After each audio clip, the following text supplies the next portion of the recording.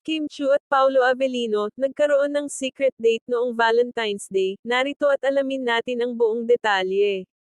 Nabuking ang nangyaring secret date umano nina Kim Chiu at Paolo Avellino noong araw mismo ng mga puso. Walang anumang update mula sa kanila ang bawat isa noong Valentine's Day, na siyang inaabangan ng kanilang masugid na tagahanga. Ngunit ayon sa source nagkaroon daw ng pagkakataon ang dalawa na mag-date sa mismong araw ng mga puso. Hindi alam kung saan nag-date ang dalawa, ngunit may nakapagsabi na magkasama ito noong Valentine's Day. Ito naman ay nagbigay sa kanilang mga fans para kiligin muli sa kanilang tambalan.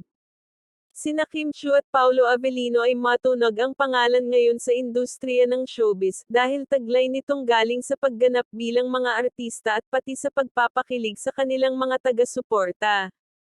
Bagamat walang opisyal na pahayag mula sa dalawa sa totoong tunay nilang relasyon sa ngayon, panigurado naman ang kanilang mga fans na mayroong special na koneksyon sa pagitan nilang dalawa.